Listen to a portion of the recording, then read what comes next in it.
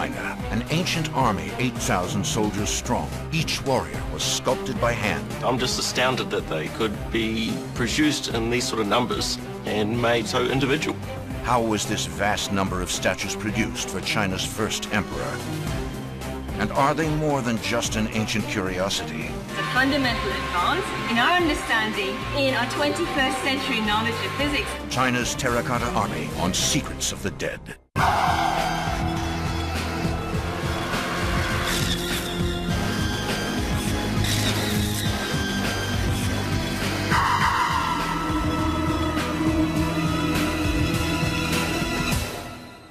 More than 2,000 years ago, the first emperor of China set out to build a lavish tomb where he could spend his eternal life. The emperor needed fierce warriors to accompany him into the afterlife to protect him from the unknown. And so, to satisfy their leader's wish, ancient Chinese craftsmen created an army of clay, 8,000 soldiers strong. Now, 21st century scientists are studying the terracotta warriors and making astonishing discoveries.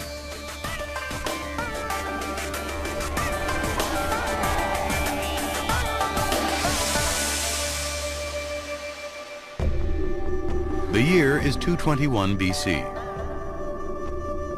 In Mexico, the city of Teotihuacan is expanding, on track to become ancient America's greatest metropolis.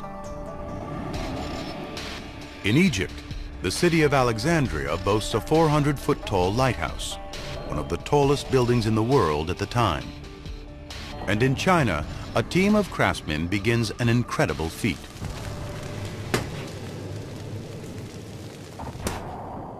More than 2,000 years later, in 1974, farmers digging a well near the Chinese city of Xi'an discovered strange fragments of clay sculpted in human form.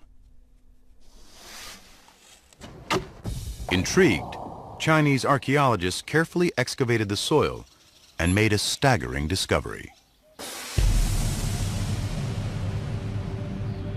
8,000 clay warriors, infantry, archers, generals, cavalry, buried in 3 pits near the tomb of one of history's most powerful men. The brilliant soldier and ruthless conqueror named Qin Shi Huangdi. More than 2,000 years ago, he unified 7 warring kingdoms into a single empire called China, giving himself the title of First Emperor. And he built himself an extraordinary tomb, one that dwarfed the ancient Egyptian pharaohs' pyramids. A Chinese author recorded the splendors of that tomb, its rivers and oceans made of mercury, its replicas of palaces, fully reproducing the emperor's earthly realm. But there was no mention of an underground army in this ancient text. And nothing like it had ever been found before or since.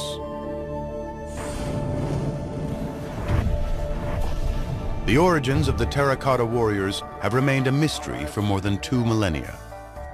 Now, archaeologists and scientists from around the world have joined together to find out everything they can about the statues, why they were made, and perhaps more intriguingly, how they were made. Each soldier stands 6 feet tall and weighs more than 600 pounds. Creating the terracotta warriors was a stunning achievement. They would have cost a fortune only an emperor could afford.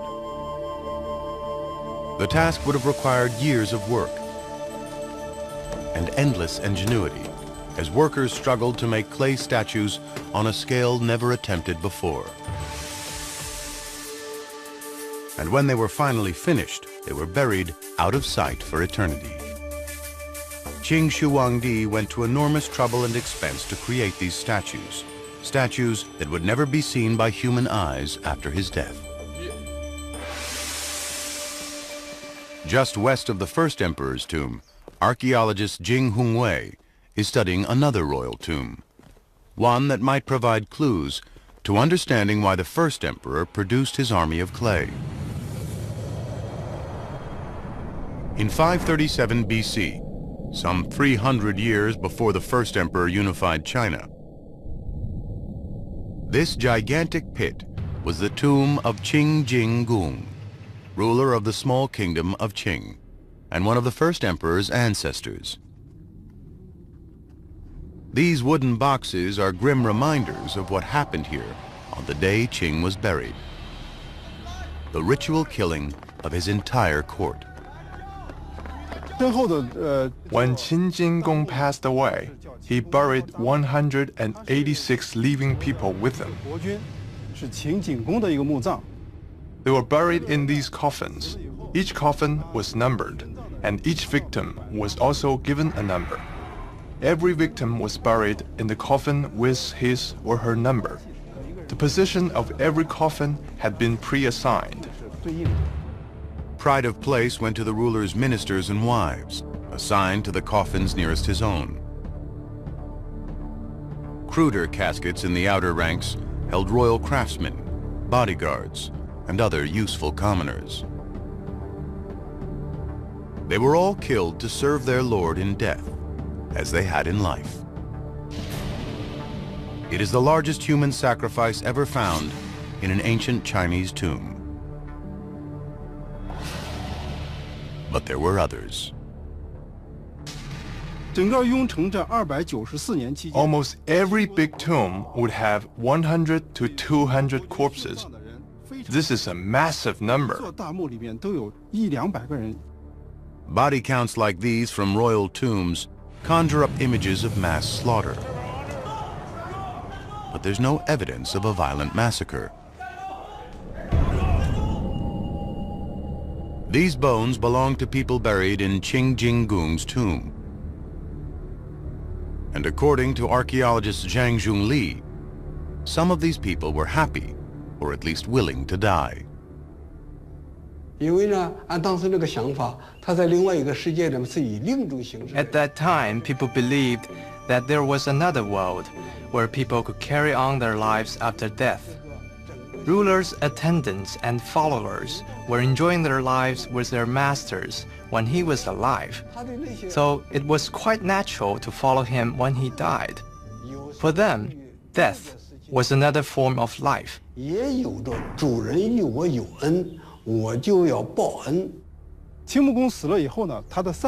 Some people were terrified and unwilling to die, but some other people thought their lives were meaningless without their master, so they wanted to follow their master to death and considered this a big honor. Some committed suicide, others were murdered. The answer to how they died lies in the bones. This is a human skull uncovered from a coffin in the tomb. We tested the chemical composition of the skull and the hair and found that they both contain arsenic.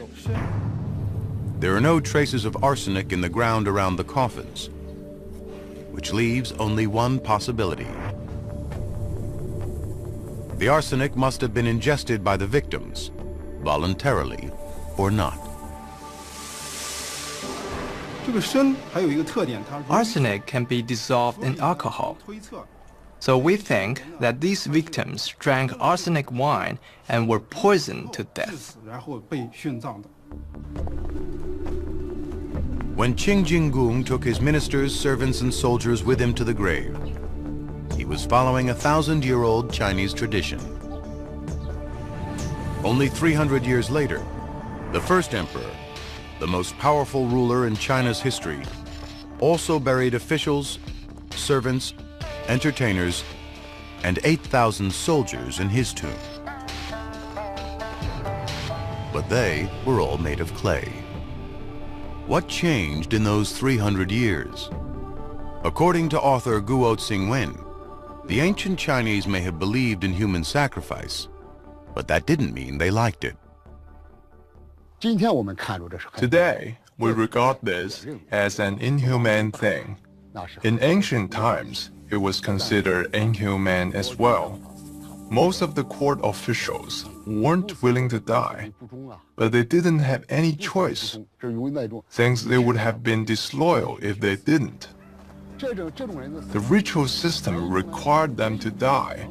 It would be their honor to follow the monarch, despite the fact that none of them would really like it. But it was the violence of war that put an end to the practice of human sacrifice. Less than 65 years after Qing Jinggung's funeral, China's 7 kingdoms plunged into war. Known as the period of warring states, it lasted more than 250 years. As generation after generation was wiped out, and populations declined by the thousands, sacrificing hundreds of people for the afterlife became an unaffordable luxury. At that time, human life became more important. As a consequence of years of war, the population had decreased significantly. Each state was struggling to maintain its population, since population means productivity. By the time the first emperor ended centuries of war and unified China, human sacrifices were rare. And rulers were substituting more humane ways of providing for their afterlives. In a tomb about 300 years older than the first emperor, we found small pottery figurines some tens of centimeters high. This shows that pottery figurines were replacing living beings as burial objects. From that point on, tombs which we found had more and more stuff of this kind.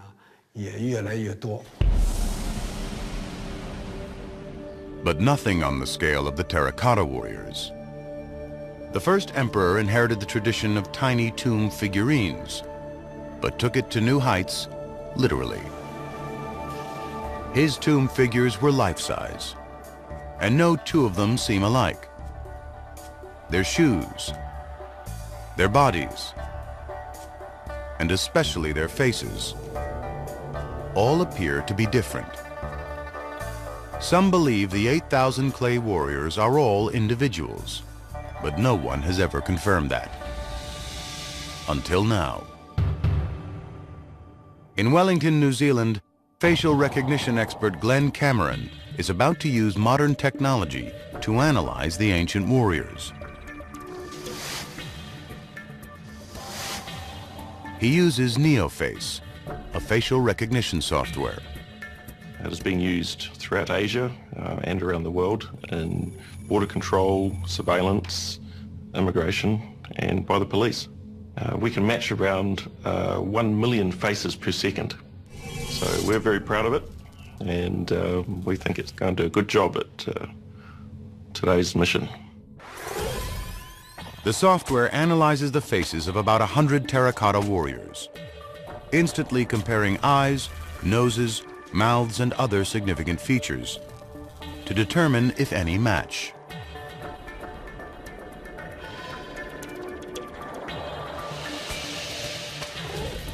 Let's have a quick look at these top matches here. These 2 of the big, fatter chins. So here we have very similar chin lines, the big, thick chin, similar mouth position. Nose is slightly different, but the eyes, eyebrows, very different.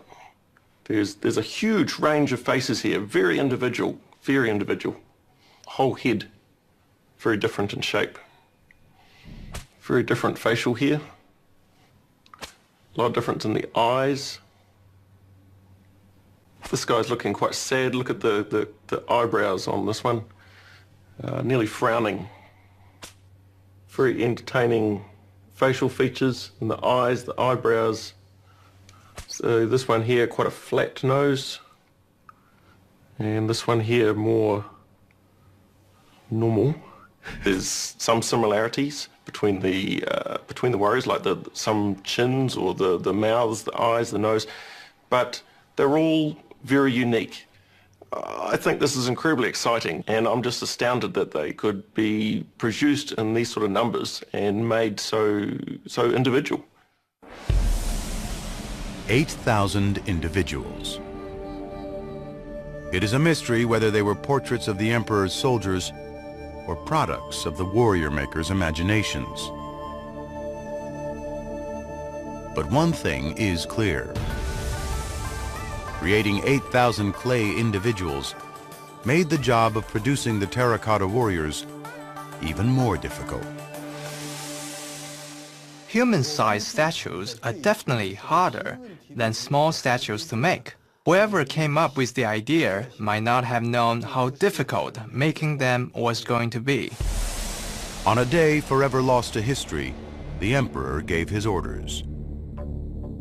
8,000 unique figures, and all to be ready on the unknown day when he died.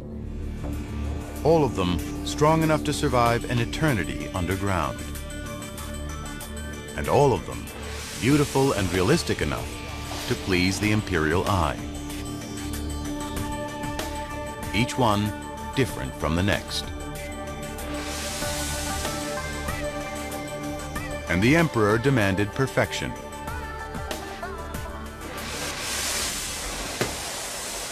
Day one of terracotta warrior production. Around 221 BC.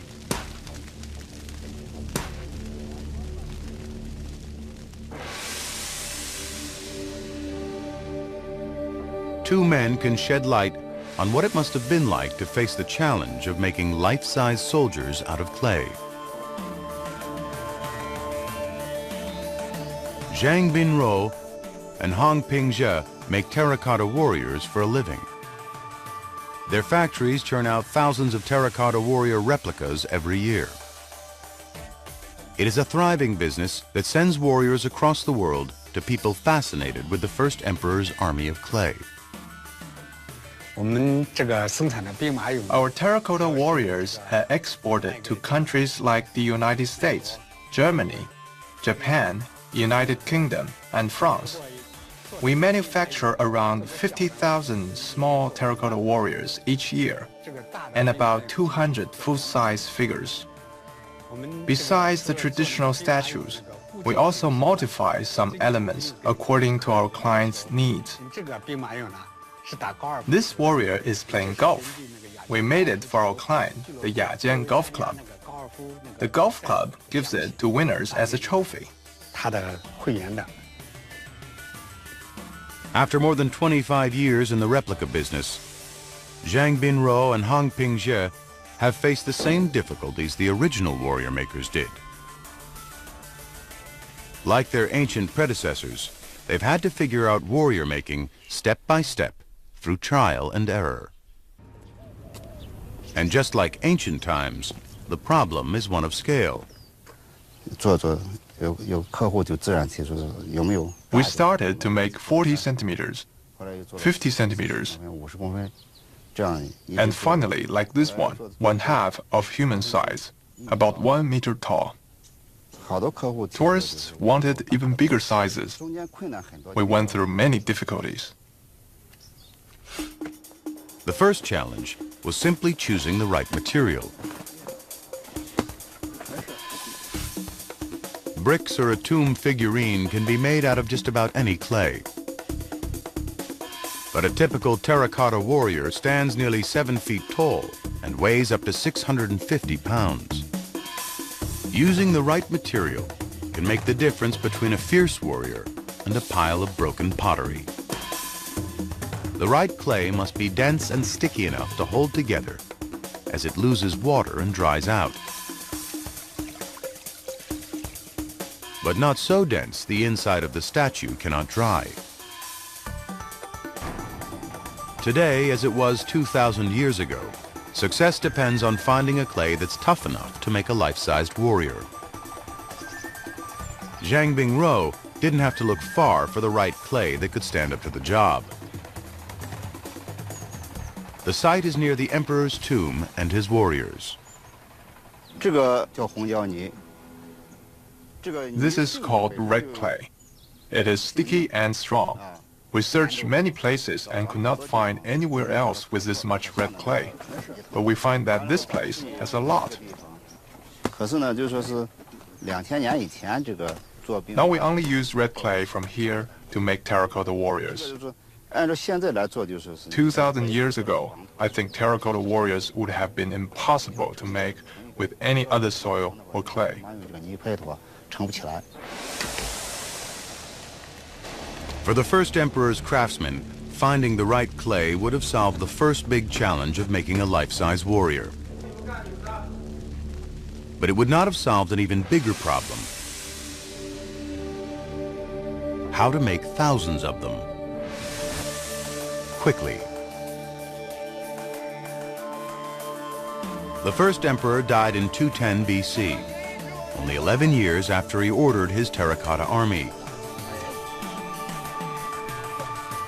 His craftsmen managed to finish 8,000 warriors in just 11 years, producing more than 700 per year.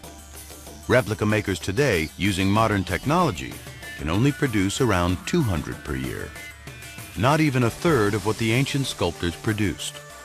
One clue to how the craftsmen accomplished this impossible feat comes not from the statues themselves, but from something they once held in their hands. Yang Fuzi is a 10th generation bowmaker. He makes replicas of ancient Chinese crossbows, like the ones once held by some terracotta warriors. Even today, the hardest part is casting the crossbow's metal trigger, a challenge that's made Yan deeply respectful of the men who made those triggers 2,000 years ago. We found one trigger at one city and another trigger at another city that is 2,000 miles away. Parts of the trigger are exchangeable. In modern terms, these are standardized parts. I don't know how they designed these parts. Even now, this is not an easy job. Even experienced artisans need to work carefully. Archaeologist Liu Zhangchang is an expert on the weapons found with the terracotta warriors. We found more than 30,000 arrowheads in the pits. We tested the arrowheads and found the difference in their sizes to be less than 1 centimeter. Some of them only have a difference of 0.22 millimeters. The difference is very tiny. We know that weapon manufacturing was standardized. The first emperor's weapons makers signed their work, and so did his warrior makers. Archaeologist Yuan Zhongyi has identified their names. In each of the figurines, you can find the name of the craftsperson in the most hidden places. They did this in hope that people would never see their names. Signing their work meant they weren't anonymous, but it seems they didn't have a choice. This is to allow their managers and superiors to check their work. If things are not constructed well, the worker may be asked to recraft them, or in the worst-case scenario, go to jail or be decapitated. The warrior makers had two major advantages. Their experience working on the imperial assembly lines producing bows, and knowing that the likely alternative to success was death. Both would no doubt have helped them solve the immense problem of making 8,000 life-size figures in just over 10 years.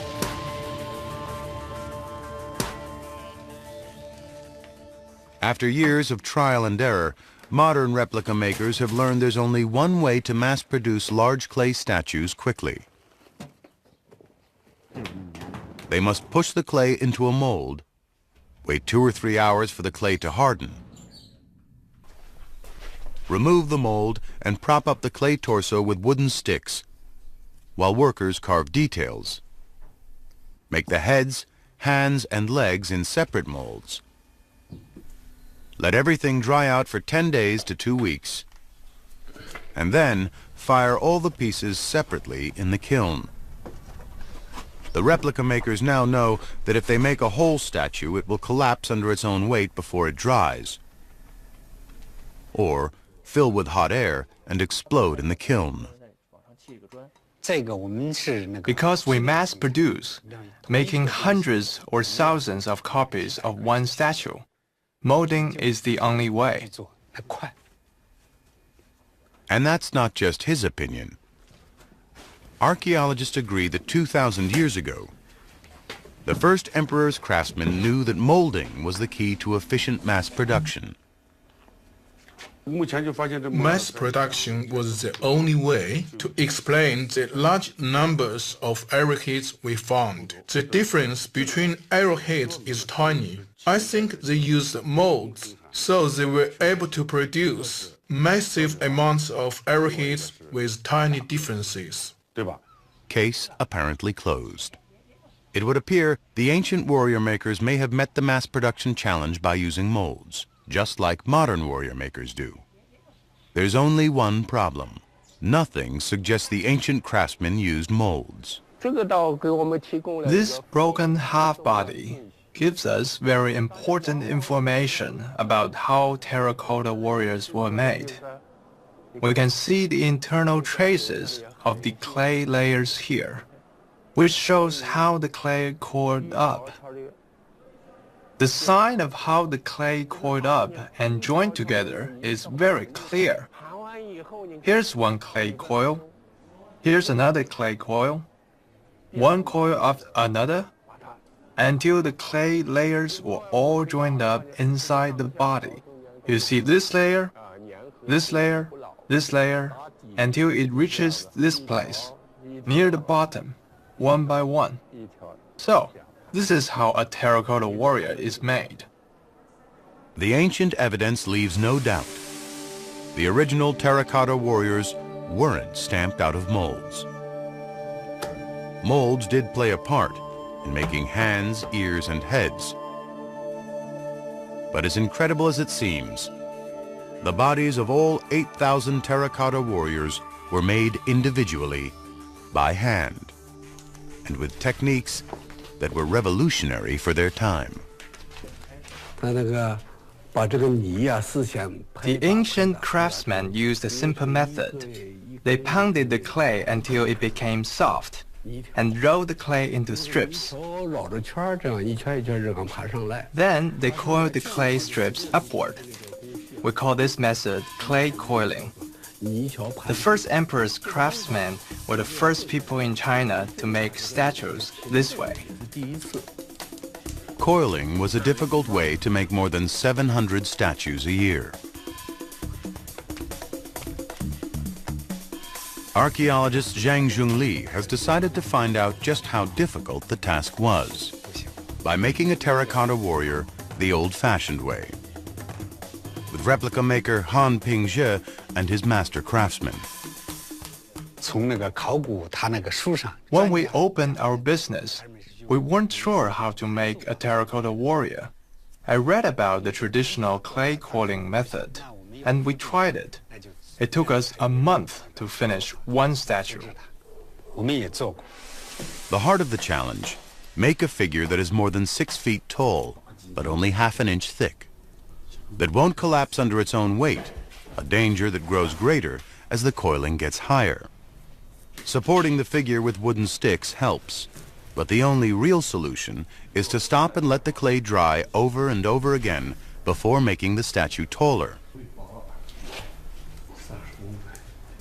They must find a delicate balance between waiting long enough for the clay to dry, but not so long it dries out and cracks.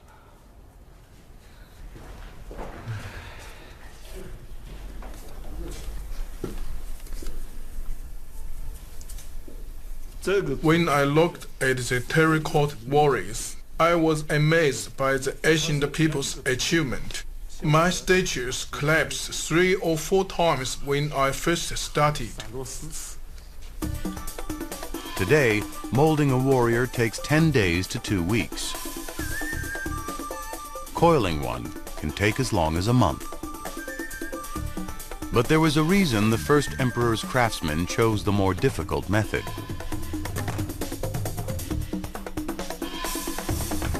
While molding may be the best way to make the same statue over and over again, the craftsmen weren't making the same statue over and over.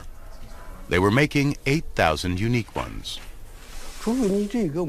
If these statues were made with molding, it would only be efficient if we made the same copy over and over again. This was not the goal of the ancient people.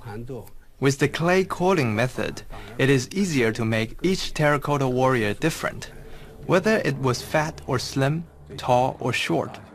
The idea was to create a group of humans.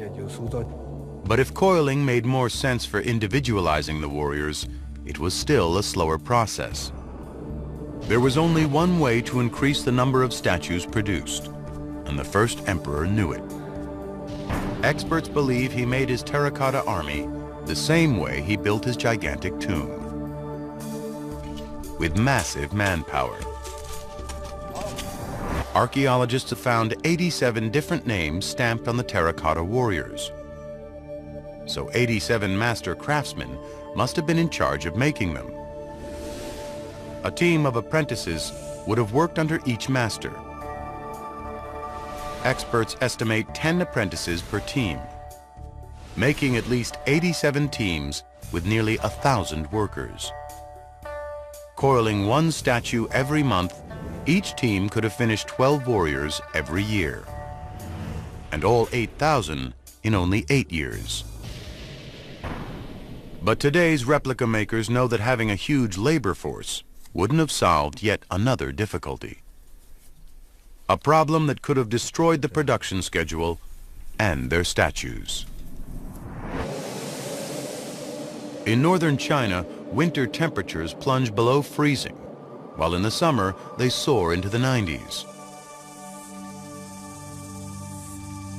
Both extreme cold and extreme heat will ruin clay statues before they can harden. From long experience, I think the coiling method that was used 2,000 years ago could not have been done at such temperatures. Ideally, the temperature needs to be maintained at around 20 degrees Celsius.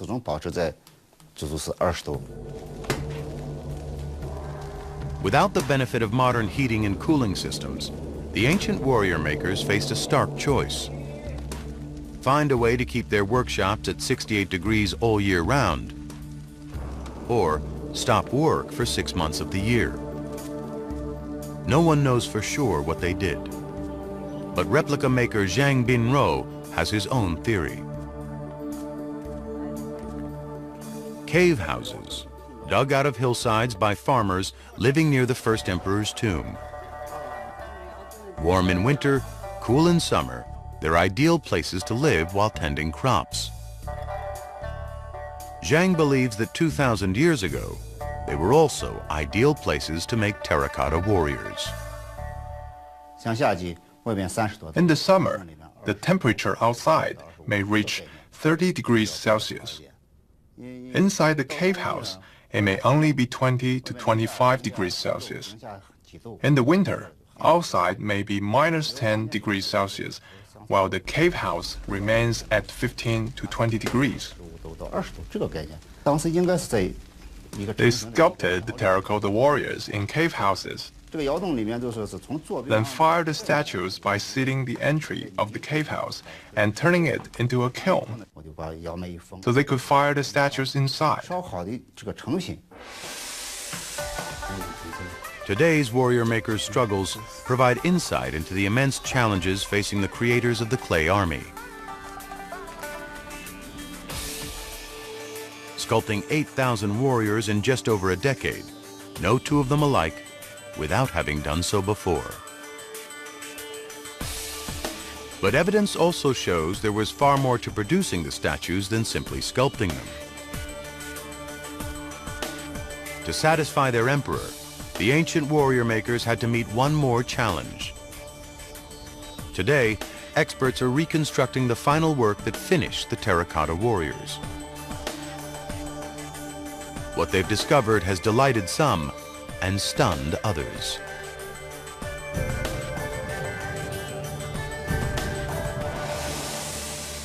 After more than 35 years, experts have learned a great deal about restoring the terracotta warriors. But they're still unable to prevent an archaeological tragedy. The warriors emerge from the earth bearing traces of brilliant color. But those colors vanish within a week, sometimes minutes after excavation. Conservation expert Zhou Tia and his team race to save what they can.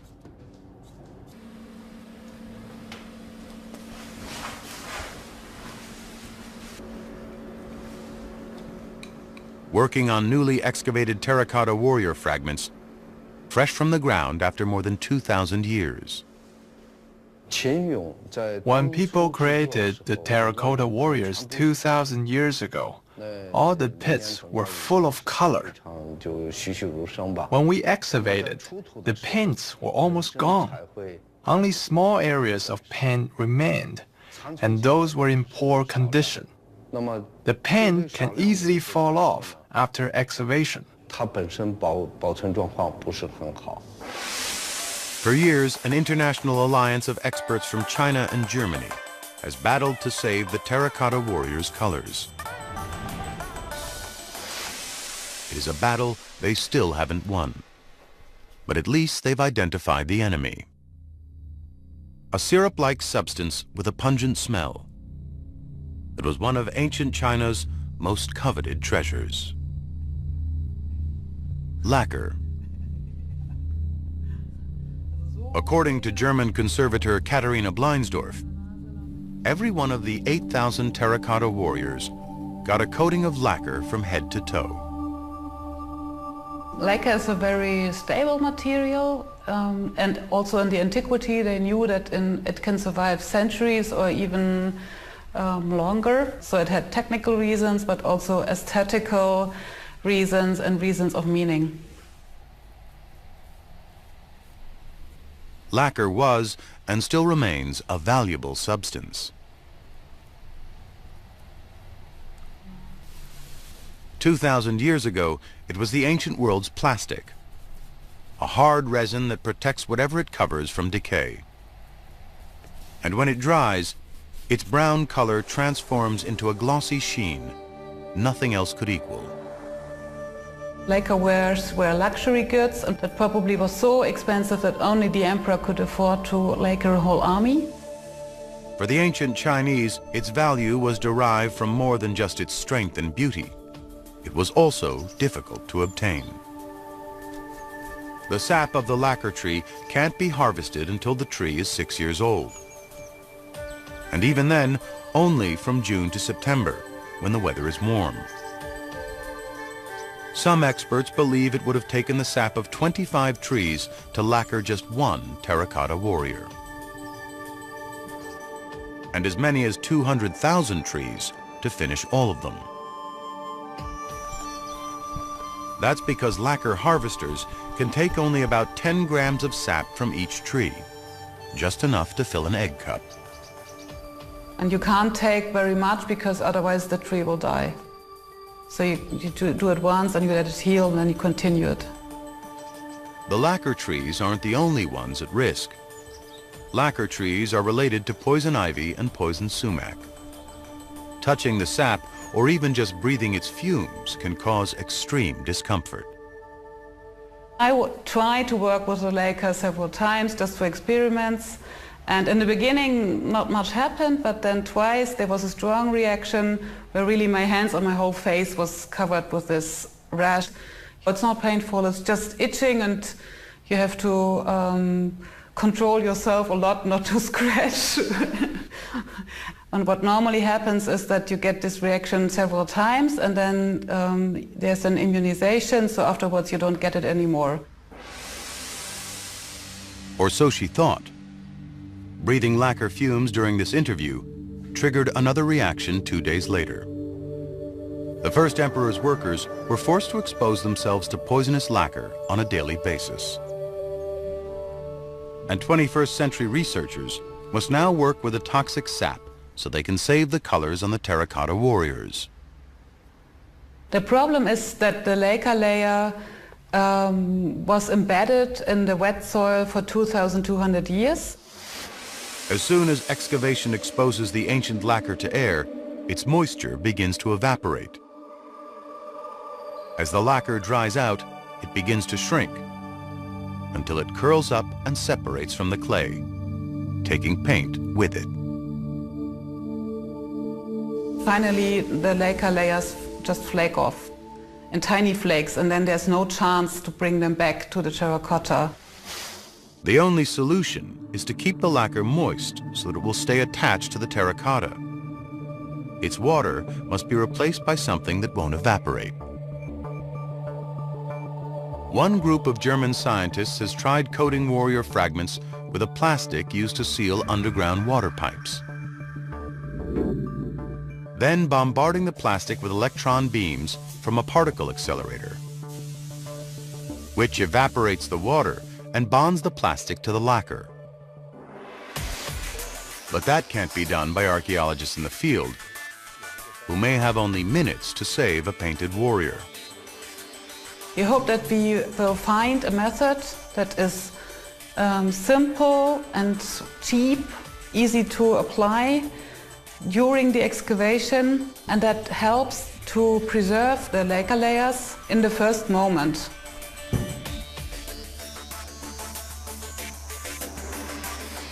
While saving the warrior's color seems difficult, reconstructing what they originally looked like may be an even greater challenge.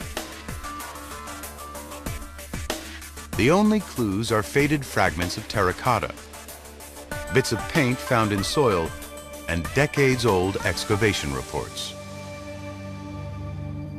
But now, visitors to a Munich museum can see what the terracotta warriors may have looked like.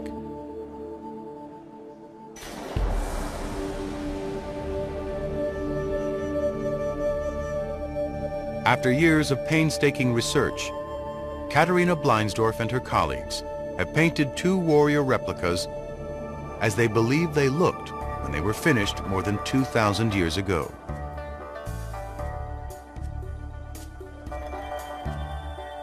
Many people were astonished or surprised because they didn't expect them to be so colorful. And some people were also really shocked because somehow they just liked the terracotta version and they found it's kind of disturbing it or breaking it up. And they really asked me, are you really sure that it has to be like this? It's based on our findings, so we are pretty sure that this is true. And they just have to get used to it. And we tell them that, of course, we are not going to repaint the originals. But there are even more complex mysteries surrounding the warriors.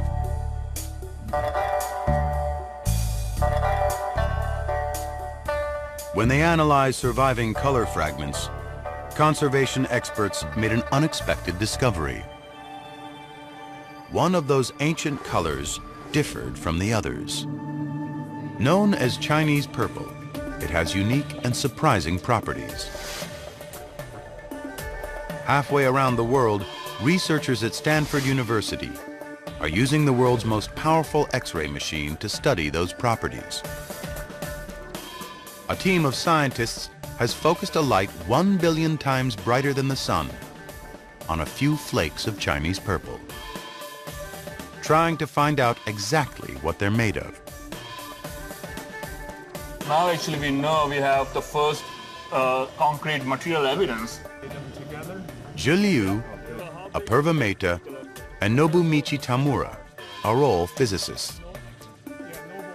But they've set out to solve an archaeological mystery. We're looking at one clamp of the Chinese purple pigments, and the size is around 50 microns. So it's about the cross-section of your hair.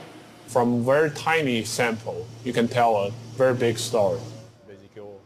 Chinese purple is one of only 2 entirely man-made colors produced anywhere in the world before the birth of Jesus. I think all the white beam patterns worked out. Yeah, it took only, The other was Egyptian blue, created by chemists working for the pharaohs thousands of miles from China, and centuries before the Silk Road opened up trade between China and the West. People speculate there's a technology transfer from Egypt to China because of similarity between those two materials, which is really significant in terms of technology development and communication between two civilizations. Stanford's powerful X-ray machine confirms that Chinese purple and Egyptian blue shared all the same ingredients, with 2 exceptions. Egyptian blue contains calcium, while Chinese purple has barium in it. And the Chinese also added something the Egyptians never used: lead oxide. indicates that the Chinese really actually invented the Chinese purple completely independently from the Egyptian. There was no technology transfers at all here. And that told us that the technology they used for forming this material was very unique. If it wasn't brought from Egypt, that means the Chinese created the pigment using their own methods. The team believes these methods were not developed for art or science, but for religion. This burial suit was made for a Chinese leader who went to his grave not long after the Terracotta warriors went to theirs. A suit made of thousands of pieces of jade. 2,000 years ago, the Chinese elite believed jade would magically make them immortal. They paid alchemists to find a formula for making jade. The alchemists created a jade look-alike called Chinese glass, made with barium and lead, the 2 key ingredients of Chinese purple. As they searched for the secrets of immortality, did they also create Chinese purple? Chinese glass and Chinese purple have nearly identical chemical compositions, and their apparent connection doesn't end there. Around 250 AD, some 500 years after the Terracotta warriors were made, China's religious beliefs began to change. People no longer buried themselves in jade to make their bodies immortal. Chinese glass disappeared, and Chinese purple vanished at exactly the same time. It was never made again. It would seem Chinese purple has a sacred past, fitting for warriors meant to accompany the emperor into the afterlife. And across the United States, another powerful scientific tool has revealed that Chinese purple's potential might lead to fantastic technological breakthroughs. In Tallahassee, Florida, scientists have discovered that the Terracotta warriors' purple paint is much more than just a beautiful color. They made their discovery here, the National High Magnetic Field Laboratory, home of the 45T hybrid, the world's most powerful magnet. It packs 45 Teslas of magnetic force. Facility Director Eric Palm has a simple way of showing what 45 Teslas can do.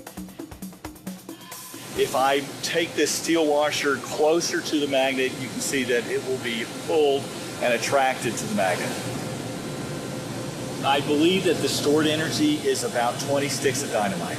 It's dangerous enough that we don't typically allow people to be, that have not been trained to be around the magnet. We don't allow people to bring tours where they can see the magnet, just in case something bad happens. Scientists from around the world, like Suchitra Sebastian of Cambridge University, use the magnet in their research.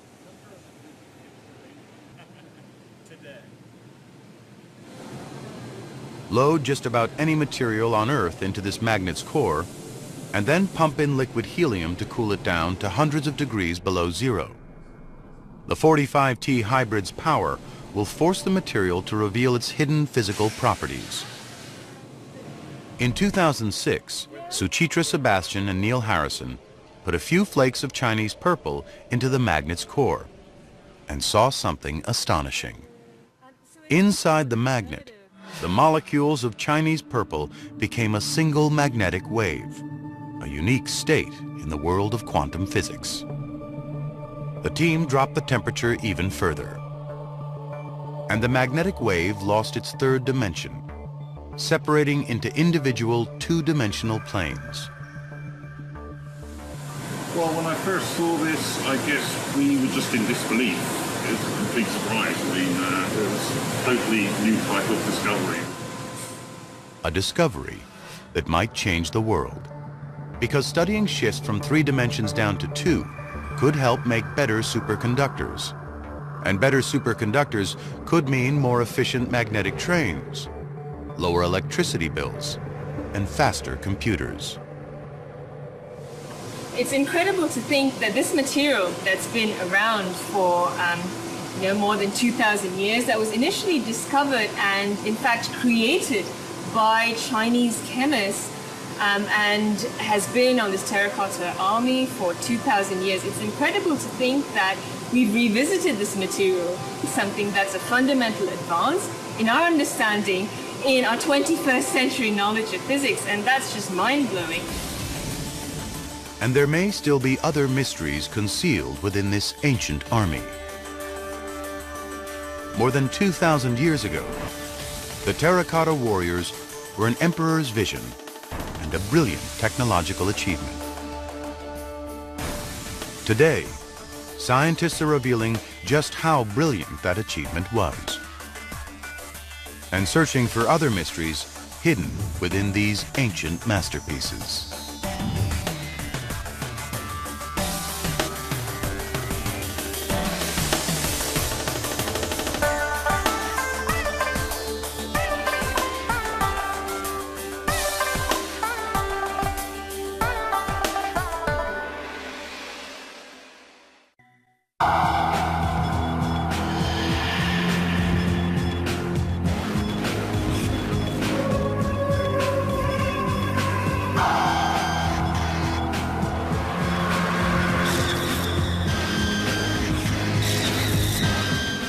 The Secrets of the Dead investigation continues online. For more in-depth analysis and streaming video of this and other episodes, visit pbs.org. This Secrets of the Dead episode is available on DVD for $24.99 plus shipping. To order, call 1-800-336-1917.